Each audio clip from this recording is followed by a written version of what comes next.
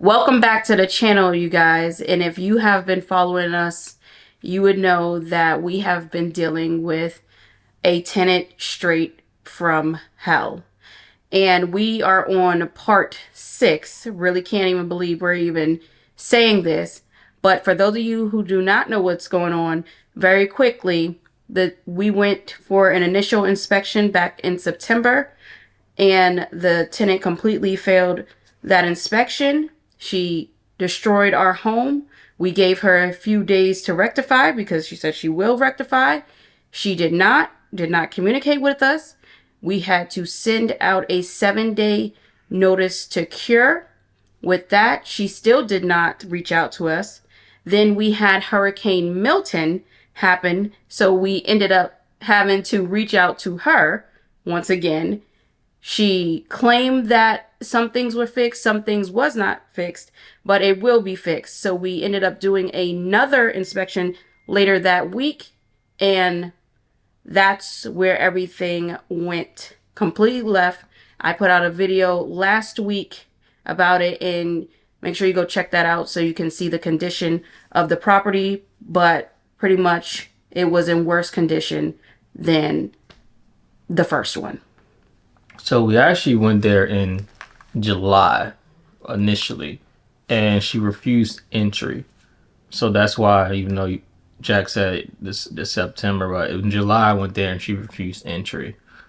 So with this video, make sure you definitely watch this one all the way through if you have not, because you got some very interesting information to tell you guys at the end. It's information that a lot of you have been asking in the comments. Hey, when you guys gonna do this? Have you done this and done that? So make sure you watch to the end to get that information. So with this other inspection that followed the 7-day, I reached out and she says, okay. Then it says everything is fixed. Everything. I said, you sure? Okay, cool. Yeah, you can come by. There's no problem, anything. But there's a problem with the roof. She said, you need to get a roofer out here because the roof has a problem because it's leaking. I said, okay. So when I come over there, I'm going to have a roof inspector come. I'm also going to bring HVAC person and also a plumber as well. So that way that checks the block for them. And then I also said I got a drywall guy that's coming over there all on the same day. So gosh, that like to have it happen all on the same day like that, to be able to schedule all of them is like so perfect, especially Right with after traveling, the hurricane. especially with the distance. Because I mean, with the traffic here in Florida, I don't know if anybody's been here, but the traffic is just crazy. So we got over there. The first person that was there actually was the plumber, and the plumber actually beat me there. And so the tenant said that they had to leave.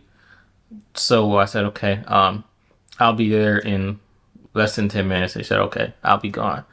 When I got there, the plumber said, I'm curious, like, where's the dog? And I'm like, the tenant doesn't have a dog. At least, wait a minute, the tenant has a dog? He's like, yeah, I don't think the dog's in, it's a dog in the back. I'm like, there's no dog. It's in the lease. There's no dog. What are you talking about?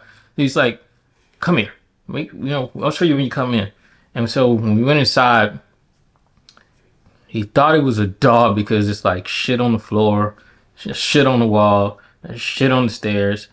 And are we gonna upload the picture that showed with the picture that the plumber Yeah, took? we can upload that, but cautious. If you guys have a squirmish stomach, just skip by that. But yeah, we'll definitely upload it. So this shit beside the toilet. You'll see the pictures that the plumber gave me, and the plumber even wrote the report that the ceiling problem came from because of a overflow, and they basically had like napkins stuffed like all in there. You guys will see the picture. There's napkins all on the side, and it just shit all over it. But it came from an overflow, and that's what caused the ceiling to leak. Even though the tenant insisted on that it's a roof problem, and this is your responsibility. You need to do this. The roof having problems because of the storm and this. So it wasn't even that. It was the plumbing. But again, I already have all these people coming, so at least that the plumbing issue got since fixed. There was also other plumbing issues that occurred, but no worries, the plumber took care of that for me. So I don't know how long it's been like that, or ever since between that time of being over there. But at Had to least the be a plumbing while. Had to be got a fixed. And while. that was another thing Tenant didn't report. Next person come would be you want to talk about what, the roofer next, or should we talk about We should talk the about the AC? HVAC. The H. HVAC guy. You Okay. dealt with him. Yeah. So HVAC comes and he's like, yeah, this is definitely poor maintenance on it. And I said, yeah, I told him, the tenant's supposed to be changing the filters. I had to come and change filters. And anytime I ask, the tenant says, well, my mom's supposed to be changing it. And I said, well, your mom doesn't live here. The person that lives here should be changing it. I said, I mean, when did your mom change it? Oh, she ain't changed it. I thought she'd been changing it. And so even in text message, then she switches and said a family member is supposed to be changing. So I'm like, well, who is the family member? Because, I mean, you live there. But let's talk about the roofer. So the roofer came by and they said there was absolutely no roof damage. And that is great news. I mean, Great. this house stood up to two strong hurricanes. What was it? Cat No, 5? three. Because Oh, remember, 3. yeah, you had the Milton, the one right before it, and then Ian, that Okay. big one. So three hurricanes and no damage. That's really awesome news, especially not even to have roof damage. So I'm like, you sure? So he said, there's absolutely nothing wrong with the roof. And he said, and quite frankly, no one's even going to entertain a roof unless it has over $2,000 worth of damage, because most of the time it gets done through filed through the insurance companies. But he says nothing wrong with the roof. The tenant didn't agree with that. With nothing's wrong with the roof because with the plumbing, the ceiling damage because the plumbing falls on her. That's the tenant. So I said, okay, I'll have another roofer come by. Had a follow up with another roofer. Same thing. Nothing with um, the ceiling. I mean, nothing with the roof. And And then he so, comes in, right? yeah, roof did all that. And it's crazy because the roof was here, nothing. So the roofer let him know there's nothing wrong with the roof.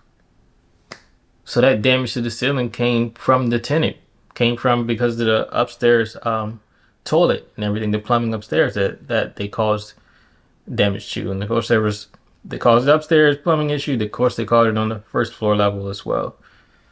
What else we gotta get into? And then we also have to talk about the neighbors.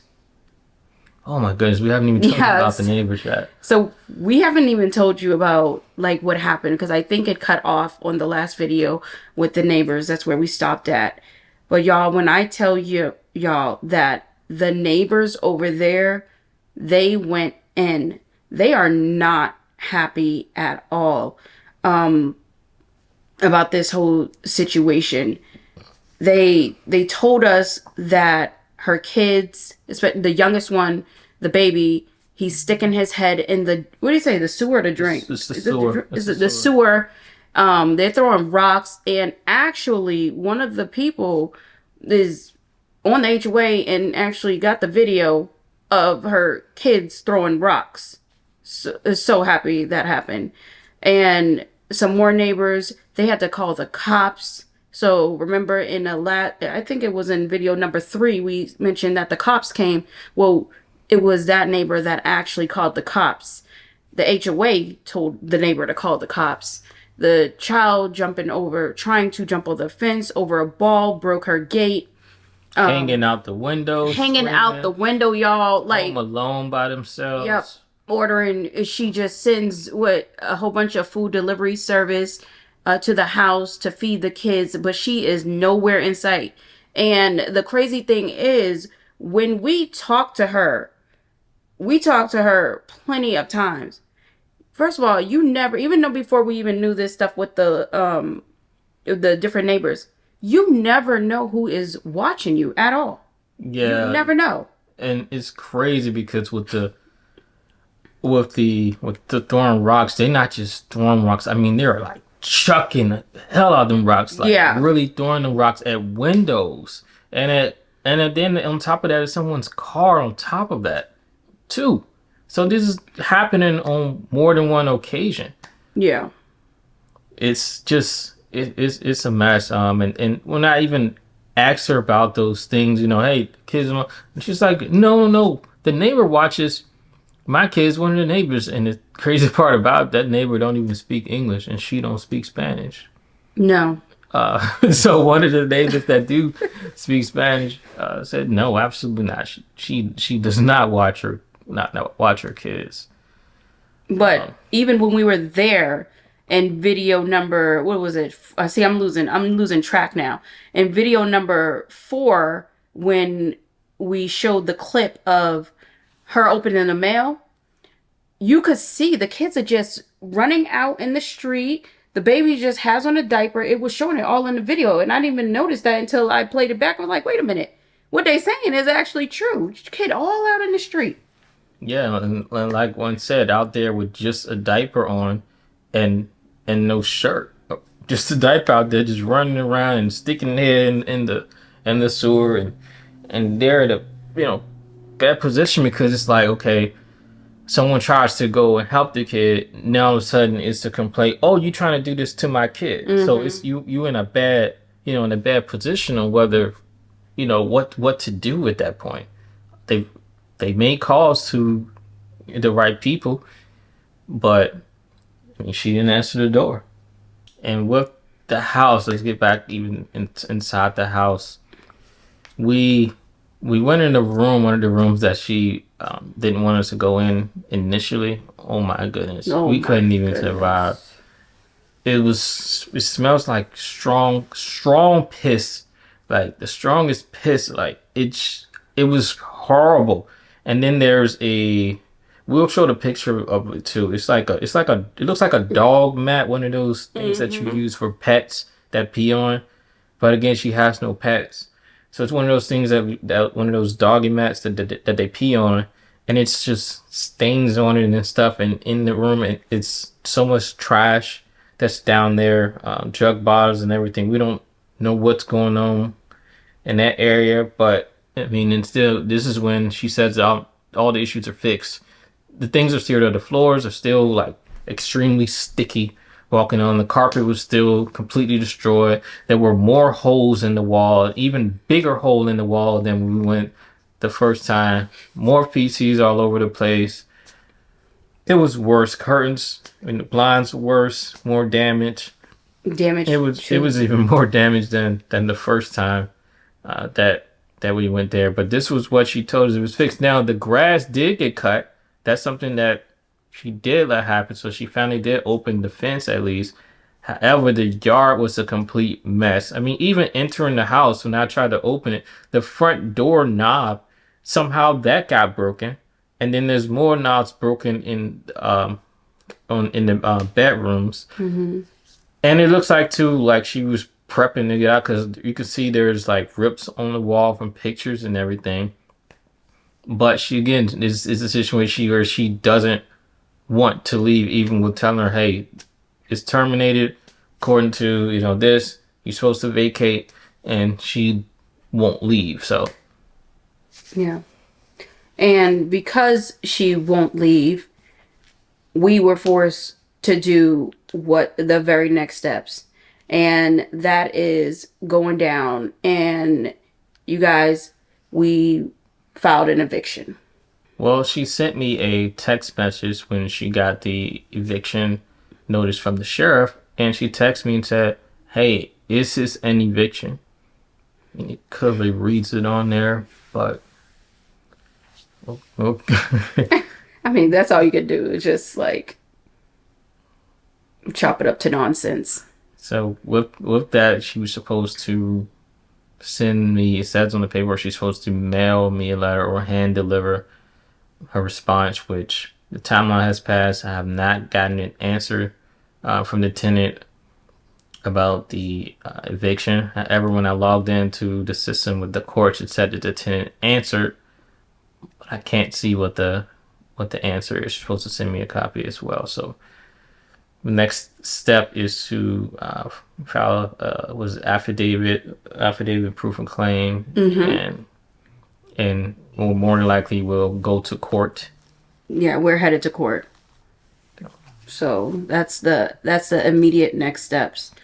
But what I do want to discuss also is I know a major question might be, so what is Section 8's involvement in this Oh process? yeah, we didn't even talk about that. So technically, well, it's not technically, but Section 8 has no dealings with the lease, but they have single handedly been inserting themselves to protect the tenant the whole time.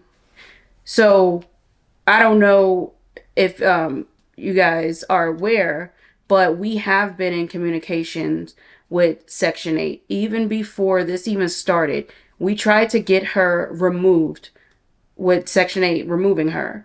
Section 8 would not give us a date. I have no clue why they would not give us a date, but they said they need time. Well, we don't work on we need time. We need actual dates because they're trying to what they say we had to wait 30 days. Well, landlords usually Typically waits give typically time. waits 30 days. Well, that's not how the statute works. We gave her 7. Now she needs to be out. So, And with Section 8, on top of that, they weren't answering my questions.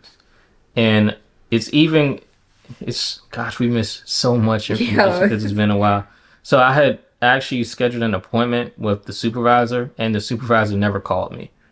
And so I followed up on, it was just on a Friday, we had a meeting. So I followed up on Monday and went to the director, like, hey, I had a meeting with the supervisor, never gave me a call. What's going on? Again, days delay of a response, hearing back from them. And then they come and they try to point the finger on me for the meeting. I'm like, you didn't call me. I don't even have you guys' number. Even on your signature block, there's no direct number to call the supervisors at Section 8.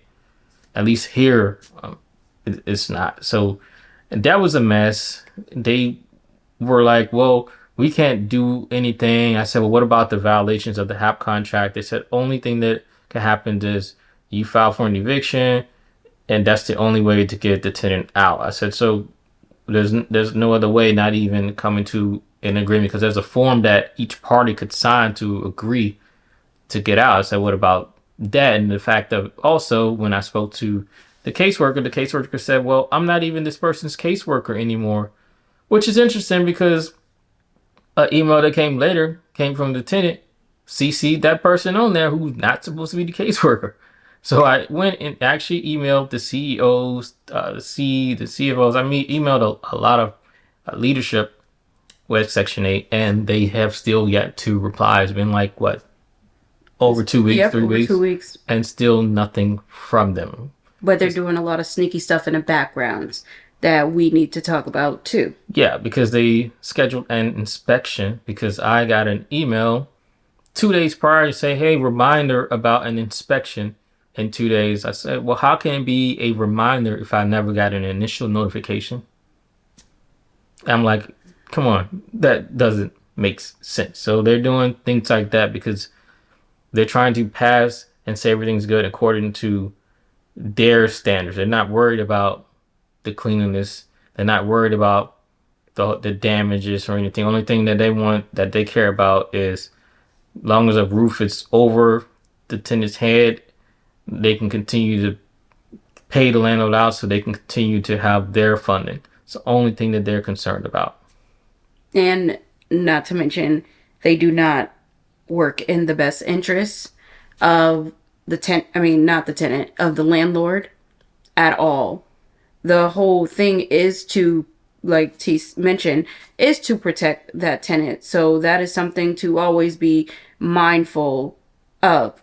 So are we going to talk about the outcome of that inspection and the what has happened so far and what it has caused? Yeah, so the outcome, they said, well, the ceiling damage came from roof damage, which is blaming me, the landlord, when in actuality I have the facts that says it's not roof damage and it came from plumbing, which was caused by the tenant, and I've even got the plumbing situation fixed. So they're trying to point that on me. So as of right now, uh, according to Section 8, they have failed us because of whatever lies she told the inspector. We were not there because we couldn't just jump up. We had no clue about any of this. Well, we had a schedule. We already had another scheduled appointment on that Exactly. same day, and I tried to get another day, even the following day or whatever. They would not budge, and I already had something scheduled. I couldn't leave where I had to be. Yeah. So this is, we highly believe this is all part of their tactics to just try to make sure that it works in the best interest of the tenant. But we could tell you right now that that's just not going to work out. That really won't. When you do bad things to people, you will not get a good outcome to work in your favor. So, that being said, is there anything else, T, that we need to update them on It in this was video? it was hard to provide an update because we haven't done it in so Yeah. long. I was like, wait, oh, I forgot I didn't do this. Forgot we didn't tell them that. But anyways, this should basically be wrapping this up. It should be one more video, which would be after the court case, and then that'll be Video it for about us. this series, right? Yeah, about this one, that should be it. So Yeah. Unless she fails to leave, even after. So we will definitely keep y'all updated and let us know in the comments what you think. And until next time, we'll see you. Peace out.